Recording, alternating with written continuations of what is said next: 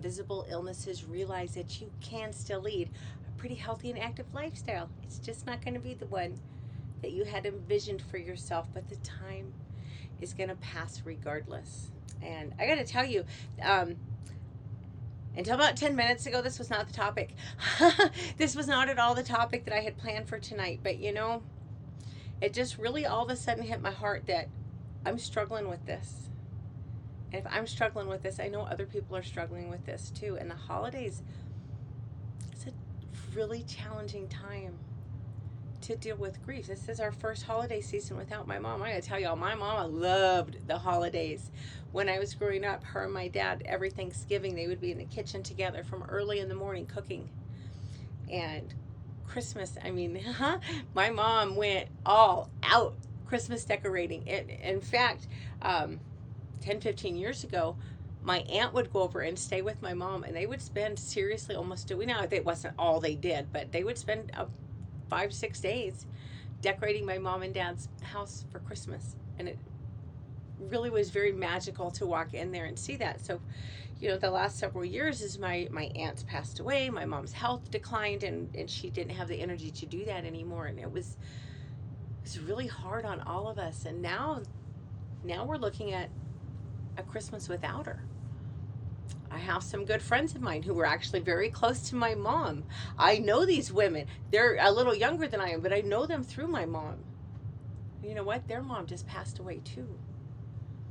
These things happen. So how do you deal with grief? I think I got this from Psychology Today, but for some reason I didn't write it down. Sorry. For me, praying for strength has been a tremendous blessing. And until a couple of years ago, I didn't have a lot of faith. When my aunt passed away, I didn't have any relationship with God at all. And obviously my mother is my aunt and I were very close, but my mother obviously is a much closer relationship, and it's a very different kind of grief. But I really think all in all, I'm handling it pretty well. And I think the reason I'm handling it pretty well, because I've got a lot of other crazy crap going on in my life. I'm pretty maxed on stress, but I really believe, you know, take it for what it's worth. Y'all do you. But I think for me that my relationship with God has made this a lot easier to deal with. Losing a parent is the hardest thing that we have to face, unless you lose a child, which God forbid, that's even worse.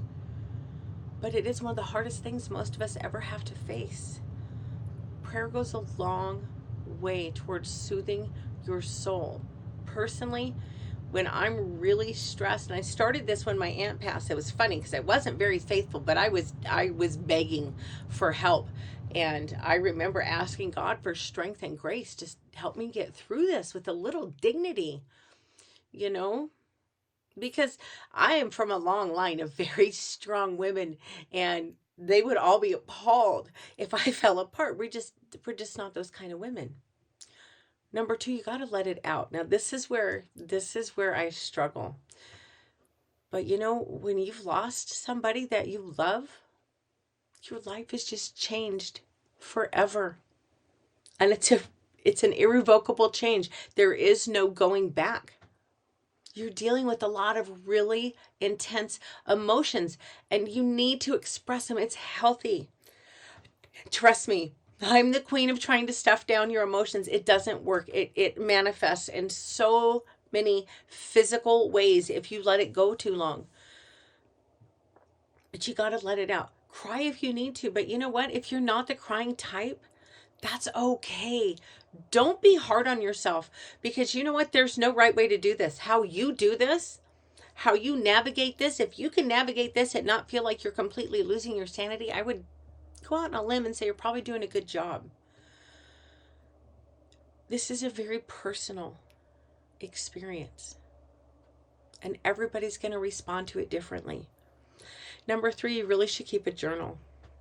If you've watched any of my other videos, you've probably heard that come up, because I really think a journal, I'll be honest, I don't always journal like I should, but I really feel my experience has been, it's an extraordinarily healthy way to process your emotions. To me, it's cheap therapy. Try to keep it positive. Now, it's okay to get your uncomfortable emotions out. I'm trying to change my language. I don't like to say negative emotions because even grief serves a purpose. If we didn't love that person, we wouldn't grieve. That's truly how I look at it. If I didn't love my mom so much, this wouldn't be so hard. So in a way, that how hard it is, part of tribute, you know? But again, I'm not going to fall apart, but just understanding that it wouldn't hurt if I didn't love her. If we didn't miss her, we wouldn't be, my family wouldn't be struggling with this. But you need to get those uncomfortable emotions out.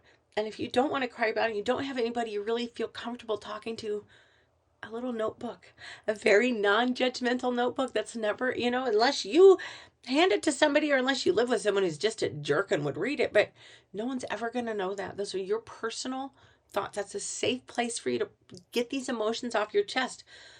And I personally like to end, especially if it's a grief-stricken and this day sucked and I miss my mom and I miss my aunt and all this is BS and I don't want to deal with this because nobody wants to deal with it, but you have to. It's part of life.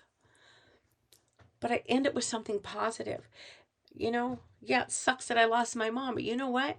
I'm grateful that I had a really cool mom. I wish I would have appreciated her more, but we all do the woulda, shoulda, coulda thing. So don't, as my friend Doug says, don't shit all over yourself. My mom knows I loved her. I was fortunate enough to be able to be there and help at the end, which is such an incredible gift. It was harder than hell. I am not going to lie to you. It was the hardest thing I've ever faced by far. And mom knew it was hard. And we would talk about that sometimes. And she'd say, "Oh, honey, you shouldn't have to be here." And I would tell her, "There's really nowhere else I want to be, Mom." And it was the truth. So you've just poured your heart out onto this paper and you've got all these just raw emotions on your page. And yeah, they're off your chest, but now they're fresh in your mind. So for me, I like to write down a couple of things I'm grateful for. I'm grateful I had an awesome mom. I'm grateful that I was able to be there to help my mom. I'm grateful that I grew up in the family that I grew up in. We aren't perfect by any stretch, but we all loved each other. I'm grateful for that stuff.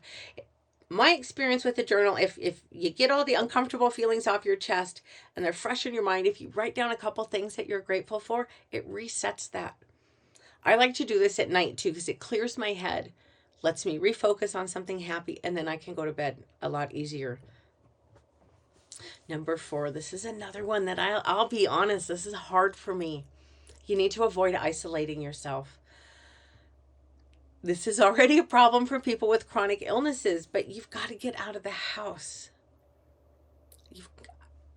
It's supposed to be 30 below zero tomorrow night. I really don't want to go anywhere, but I have plans. I'll be honest, a big part of me doesn't want to keep them because it's going to be 30 below. And I'll be honest, I'm depressed. I'm grieving. This is all normal and natural. It sucks. It doesn't really help to know that it's normal and natural, but it is. And I know that I can't sit here. I work from home, y'all. If I don't make an effort to go out, I'm really isolated. It's not mentally healthy. Let your loved ones support you. Reminisce with them. After my aunt passed, and then again after my mom passed, my sister-in-law, who's been married to my brother for I seriously, like, forever. I mean, she's been in the family for more than 30 years. We cleaned out my aunt's condo together because mom's health was already bad enough that she couldn't do it, and I didn't want her to have to do it. The emotional bond between my mom and my aunt was very different than myself and my aunt. But my sister-in-law and I cleaned out my aunt's condo. We cleaned out my mom's closet.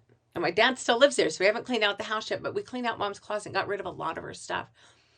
And I got to tell you, that shit is so hard. If you haven't had to do that, that is incredibly difficult. And it's a very emotionally exhausting and physically exhausting for someone like me. It's a grueling process. But you know what? We reminisced. We reminisced so much. And we found pictures of my mom that I had forgotten about. My mom was very much a Southern belle. And I found pictures of her. She was of course, a daddy's girl, because most girls really are. But my granddaddy, I couldn't have been more than 11 years old. And he'd got a little John Deere mower, and we actually got pictures of my very ladylike mother on the little John Deere mower. And I'd forgotten all about that. And so when I showed my sister-in-law, she wasn't part of the family then, but we were just dying laughing. And we just had so much fun reminiscing. And we would pick up things like, oh my gosh, do you remember this? And so out of these horrible moments, these horrible, not moments, but these horrible events, we got some beautiful moments. I'm really grateful for that. So reminisce, spend time with your loved ones. Number 5, you got to stay busy. You got to fill your time. Do things that you love. Try new things. Is there something you've always wanted to learn? Well, you know what? You got the internet at your fingertips. Get on YouTube or go wherever the hell you want to go and look it up. I'll bet you can find some free tutorials to get you started, because you might try something and realize, yeah, I don't really like doing this. Isn't my thing. There ain't nothing wrong with that, but try new things. Stay busy. Don't wallow in it. I'm pretty good at not. I'm always beating myself up. I can't speak today. I'm always beating myself up over stupid shit, but I don't really wallow in this, and I'm really proud of that. Why? I don't know, because I really am kind of a wallower. I'll be honest. I'm not proud of it, but I really am. But when like today, it hit me seriously in a very physical. I recoiled. The grief hit me so hard, and I just felt this oppressive heaviness, and I seriously remember thinking, how in the F am I going to get through my day, let alone the rest of my life? But then I could picture my mom, and I just know she wouldn't want me to. She wouldn't. Your loved ones don't want you to live like that. So don't wallow in it. Number 6, set simple goals. Do something, daily. I'm going to walk 30 minutes today. That's a simple daily goal. Set weekly goals. I'm going to walk 30 minutes, 3 days this week. That's small, that's manageable, it's measurable. You'll know at the end of the week if you did it or not. If you're struggling, start with things that you know you're going to do. I'm going to get up and brush my teeth today. Now, that might sound silly, but you know what? Sorry, I know who's here, so I'm not worried about it. I lost my train of thought. Oh, brushing your teeth.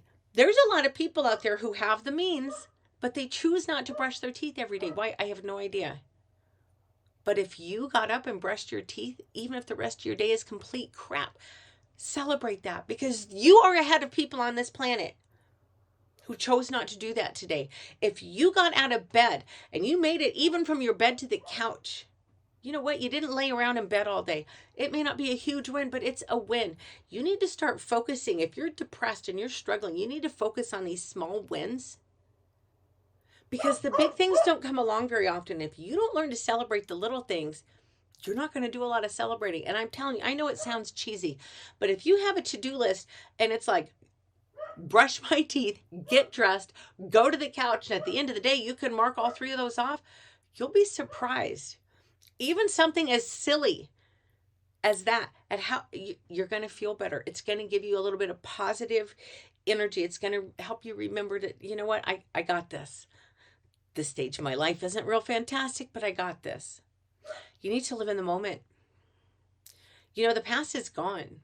And I've seen people, it is heartbreaking to see people who can't let go. I understand it. Certainly, there's a huge part of me that would love to deny that this is happening and that it has happened.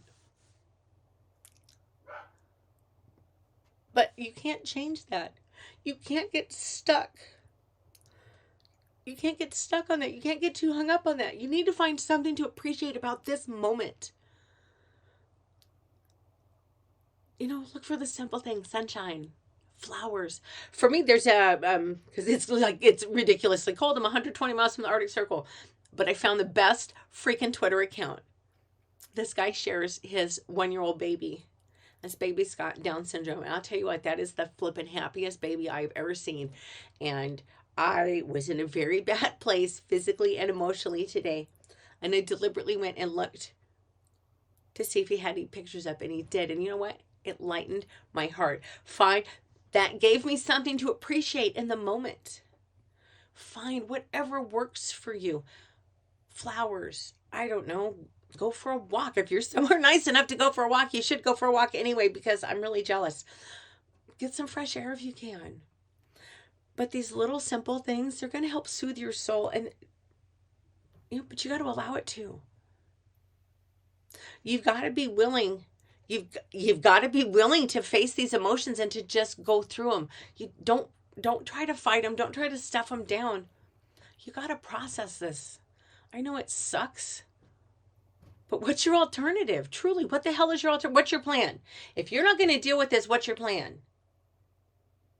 Think about that. It's not going to work for very long. Number 8, you got to be good to yourself.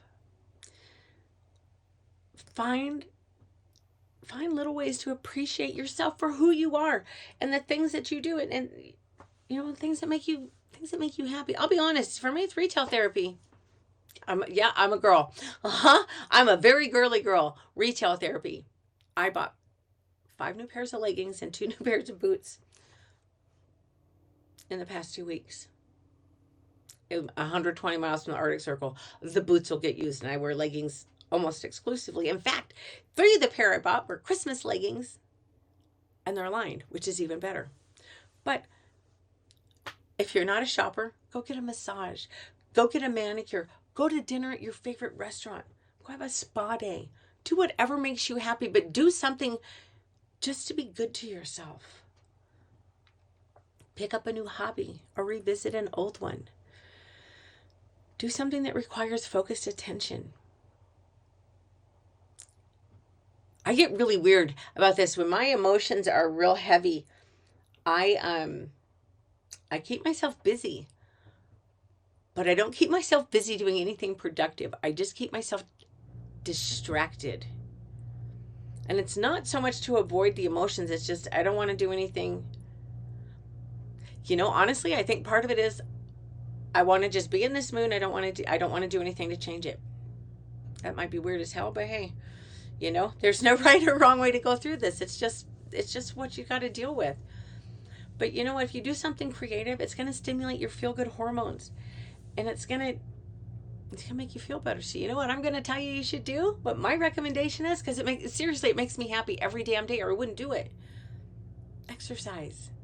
Find something that stirs your soul. I've been really fortunate. I have 2 completely different formats of cardio exercise that make me really, really happy. That's a blessing. In fact, for me, I have to be careful that I don't overdo, because if I had time, I'd exercise a hell of a lot more. And yeah, it would be bad. My body does not like too much, and my body's very temperamental. Number 9, treasure the moments. When you're ready, go through things that bring back memories, photos. Pictures are, I just talked about pictures a little bit ago. Notes, recipes. With my aunt, it was recipes. With my mom, it was kind of funny. I was reading this book. I know I'm a little rambly. I was reading this book about dealing with about the impact of unresolved trauma on the body.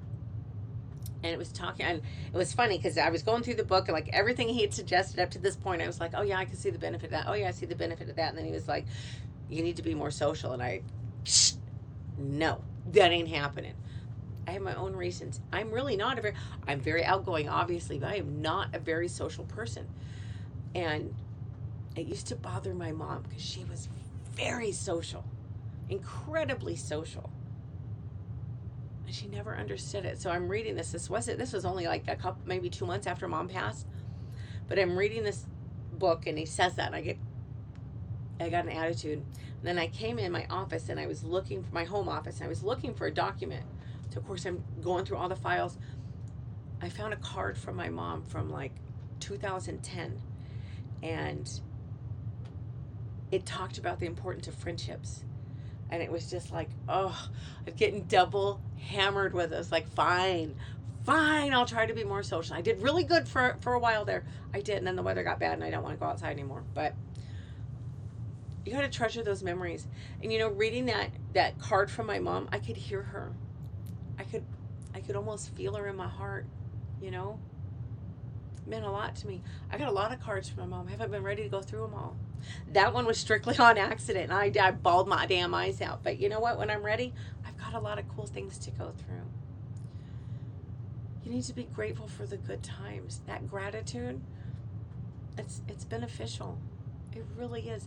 You guys, if you would just learn to be a little more grateful every day for the things that you have, your life would be a lot happier. I promise. And finally, number 10, spend time with your loved ones. This is another one where I'm not that good at because it is cold. It is dark. I don't feel good. I don't want to go out of the house. I have a new boss. I have to work a lot later in the day than I'm used to, which is fine. That's the job. I'm not bitching about that. But it's hard on me because of the schedule that I keep. But when you spend time with your loved ones, it reminds you that, yeah, this sucks right now. This is really hard. I don't want to deal with this, but yeah, I've got these people that I can lean on. I've got these people who love me and who care about me.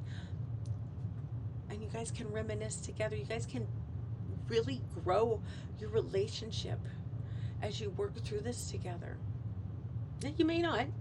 In all honesty, you might not, but the opportunity is there.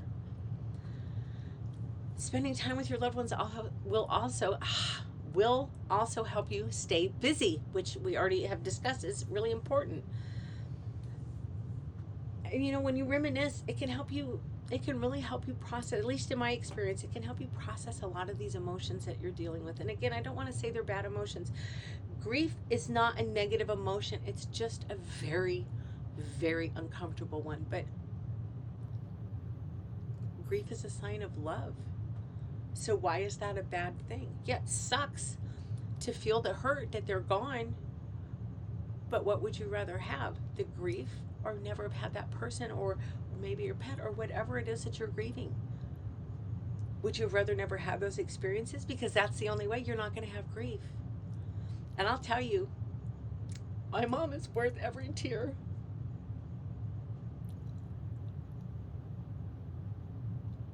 And, you know, I do think I'm handling it pretty well, but I got to also remind myself that it's okay to lean on people. That's my big one. But you need to remember that the pain eases. I don't think grief, I don't know. I don't personally think that grief doesn't go away. I think you just learn to live with it. You adapt to a new way of life without that person in it. It takes a while. Still waiting for that to happen. Just a few days ago, Mom passed the end of April.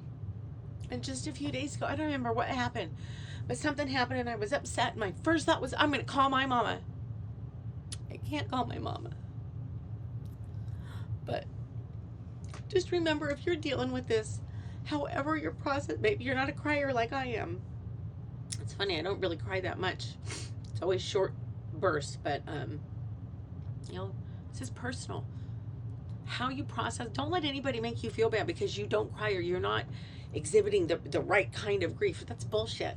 Because however you're processing it, that's just where you're at. That's how you need to process it. And there's nothing wrong with that. Don't let anybody make you believe otherwise.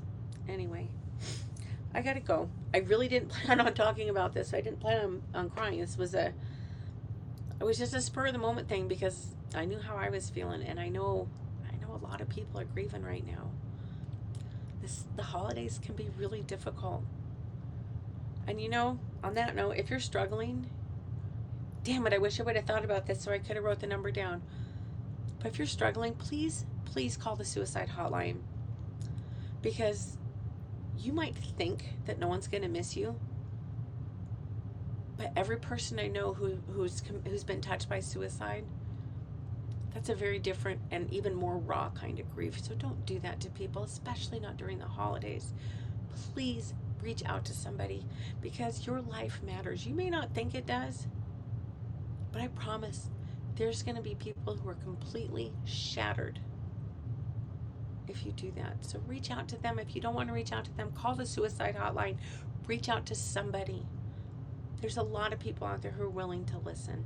Anyway, I'm going to climb off my soapbox and well, I guess go cry in my kitchen, so I gotta make dinner. But I appreciate y'all's time.